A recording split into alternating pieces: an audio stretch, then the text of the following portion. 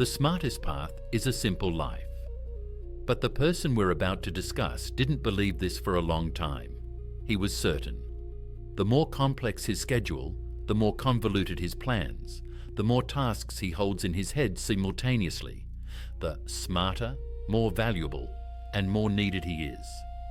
People considered him successful, hardworking, ambitious. He thought the same about himself, until one day he noticed he couldn't remember when he last simply sat in silence doing nothing. Not working through tasks, not inventing new goals, not checking notifications.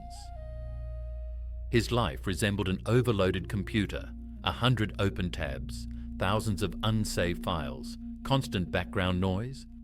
Outside, a smart, busy, modern person. Inside, a chronically tired body increasingly whispering, "Stop." But he continues to complicate. He continues proving to himself and others that it's all worthwhile. The question he flees from sounds simple. If I'm so smart, why does living this complex life feel so bad? The answer to it he'll have to search for until the very end. An outside observer watching such people sees the same scenario repeating. First, excitement about possibilities, education, career, travel, technology, endless choice. It seems an intelligent person must take the maximum from life. They fill every hour, every space, every pause between tasks. Their calendar resembles a dense grid without gaps. Their home, a storage unit of things. Their phone, a small universe containing as many tasks as once occupied an entire office. They genuinely believe the more complex their life, the higher their level. But psychologically, this complexity often proves to be not a sign of mental strength, but a way to hide from simple, painful questions. The more tasks, the less time to notice your own emptiness. The louder the noise of obligations, the quieter your inner voice. The problem is the psyche wasn't created for endless load. It takes revenge quietly, through anxiety, insomnia, apathy, the feeling that everything loses meaning. In the psychological profile of someone with a complex life, there are always common threads. This is someone who takes pride in their busyness. They almost automatically say, "I'm very busy," even when nobody asks. Deep down, they fear appearing empty, unnecessary, insignificant. Their self-worth rests on how much they do, not on who they are. In psychological terms, this can be described as a shift from intrinsic value to external validation. In self-determination theory language, their basic needs for autonomy, competence, belonging have been substituted with an endless pursuit of proving significance through complexity. This person lives as if their mind must constantly prove its power. Rest for them is almost guilt. Simplicity is almost an insult. They treat themselves as a project, not as a living being. Meanwhile, their brain is overloaded. Cognitive psychology has long shown our attention capacity is limited. Each unfinished task, each postponed small thing hangs in the background. Like a browser tab, your brain is forced to keep open. The more such tabs, the less resource remains for creativity, depth, presence. From outside, it seems this person lives at maximum, but inside they often function on autopilot. They do much, but live little. And at some point, a quiet, almost imperceptible thought appears inside. What if real intelligence isn't in being able to complicate everything, but in being able to distinguish the important from the secondary? Not in filling every minute, but in knowing how to leave empty space? Not in controlling every millimeter of reality, but in consciously refusing unnecessary control where it's not needed and only destructive? This is exactly when the idea of simple life often enters someone's existence. First as an annoying meme, less is more. As a philosophy of some strange people who voluntarily reject comfort. They smile skeptically. Of course, it's easy to live simply for those who have nothing to lose anyway. Or, this all sounds nice in pictures, but doesn't work in reality. Yet the more they burn out, the more inner fatigue begins breaking through cynicism. They notice the calmest people around them, those whose lives don't look like an endless marathon. Those who can say no, who aren't ashamed of having free time, who don't feel obligated to fill every space to capacity. An unsettling thought begins troubling them. What if simple life isn't a sign of weakness, but of inner strength? From a psychological perspective, simple life isn't poverty or primitiveness. It's a conscious rejection of excessive complexity that doesn't add meaning, but takes energy.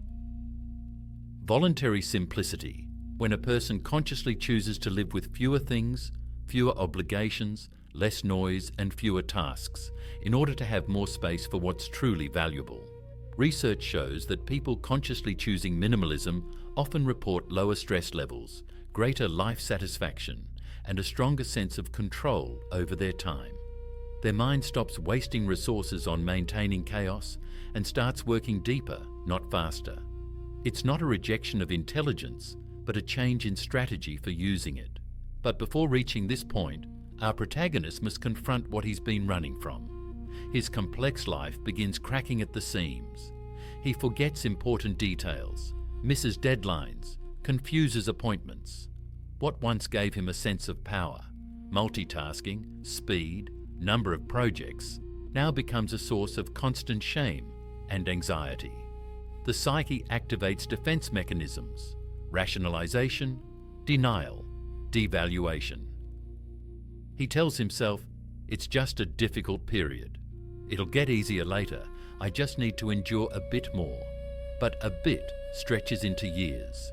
The body responds with insomnia, headaches, a constant sensation of breathlessness. Emotions become a single, dull background. Life appears full of events, but inside, fewer and fewer living reactions. Few notice this turning point from outside, but almost everyone who's experienced it remembers it from within. It might be a night when he suddenly realizes he feels no joy from any of his achievements. Or a morning when he understands he doesn't want to get up, not because he's lazy, but because his day already seems meaningless. Or a simple episode. He opens a closet full of clothes and catches himself wearing the same 2 items. He looks at his task list and realizes 80% he does only because he promised at some point, not because they still have meaning. This is the first hidden signal. His life has become not smart, but excessive. From a depth psychology perspective, an important process activates here. The psyche begins defending itself not just against external threats, but against internal meaninglessness. One defense mechanism is hyperactivity. A person complicates their life because they fear silence. In silence, the questions are too loud. Who am I without all these tasks? Who am I without success? What remains if you take all this away? They flee these questions into new projects, things, acquaintances. Their mind serves not the search for truth, but facilitating escape. But every escape has limits, and at some point even the most trained mind gets tired of covering internal emptiness. Here begins the most interesting part of the journey. The person who considered himself too smart for simple living suddenly discovers his previous strategy no longer works. The old complexity no longer brings that previous feeling of significance. And then the first heretical thought appears. What if real intelligence isn't in the ability to complicate everything, but in the ability to distinguish the important from the secondary? Not in filling every minute, but in being able to leave empty space.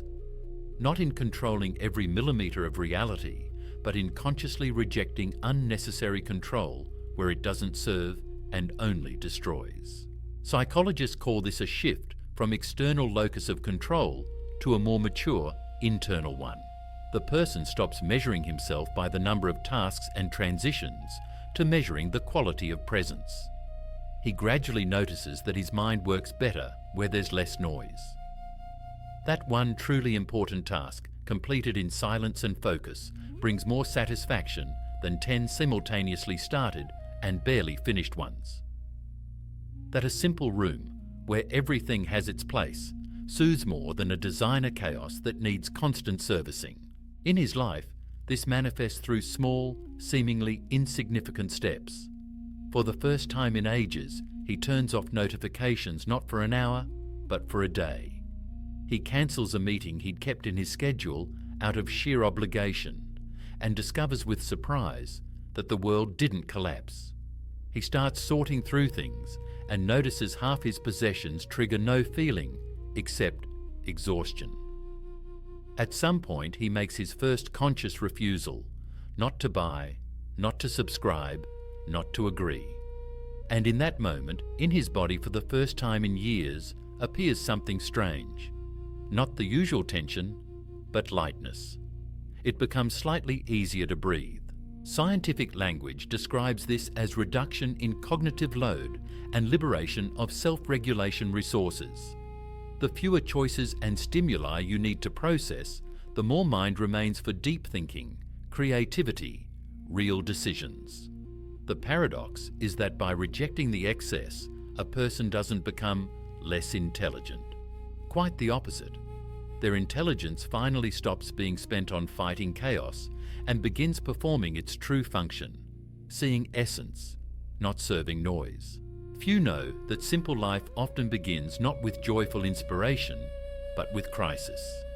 With the moment when habitual complexity becomes unbearable.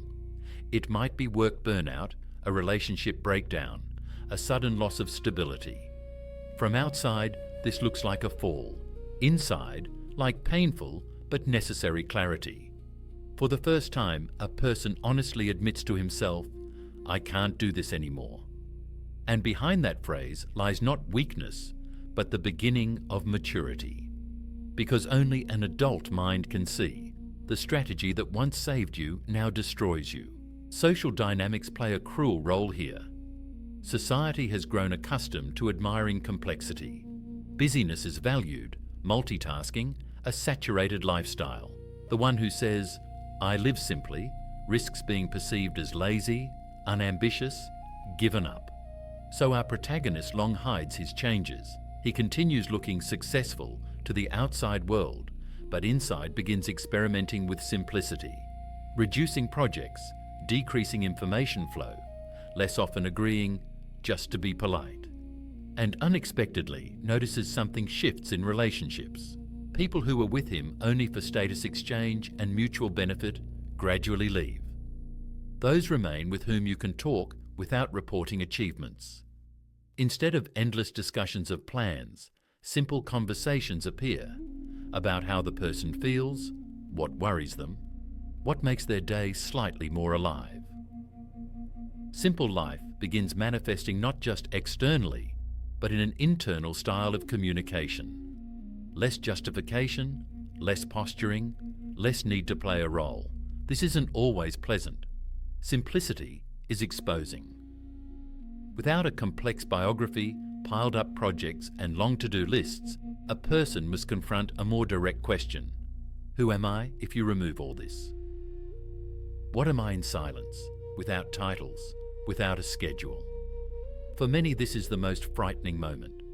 The psyche activates new defenses: irony, devaluation, sarcasm toward simple people. But if a person endures this phase, gradually in place of fear, something new appears. Curiosity. Curiosity about how to live if you don't pretend to be a machine. If you don't prove your significance every minute. If you stop measuring a day by completed tasks. Deep inside forms a quiet but powerful hypothesis.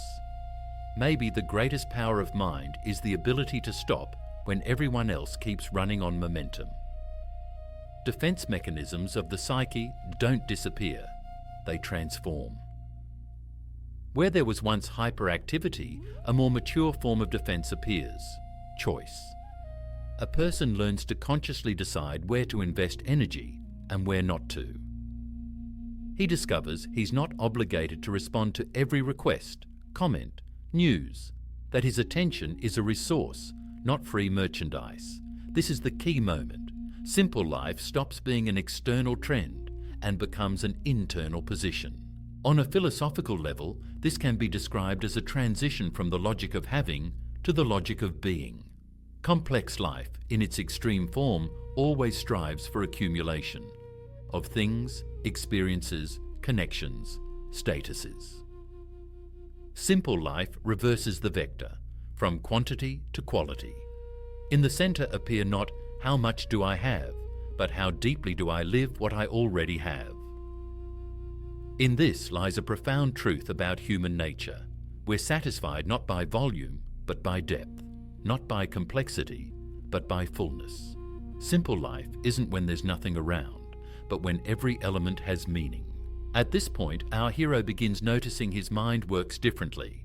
Where before he automatically grabbed for new goals, now he asks himself, why do I need this? Where before he automatically agreed, now he honestly answers, no, this isn't mine. Where before he filled emptiness with information, now he allows himself silence, and suddenly discovers that in silence come the clearest thoughts. Not from the chaos of multitasking, but from deep silence are born decisions that actually change life. Practically, it looks very simple. Sooner or later, he chooses at least one day a week that isn't packed solid. One corner in his home with nothing excess. One phone screen without an endless feed. One conversation where he doesn't need to seem smarter than he is. These small islands of simplicity become points of support. The psyche remembers. Here it's easier for me. Here I breathe deeper. Here my mind doesn't shatter into thousands of fragments. Over time, these islands begin connecting. Simplicity becomes not an exception, but the background. And then happens what from outside looks like simplifying life, but from within is a return to yourself. A person stops playing endless complication. He no longer impresses himself with how hard he's working. Rather, he begins taking pride in how honestly he simplifies where he once piled up. He rejects excess purchases not because I need to save money, but because he no longer wants to fill emptiness with things. He cuts back on activities not out of laziness, but because he sees excess steals his depth. It's important to note, simple life doesn't protect from pain, loss, difficult feelings, but it stops adding artificial noise to natural hardships. When someone has less excess, they have more strength to live what truly matters. They don't hide from crises in consumption or overwork. They remain with what is. And exactly this makes them stronger.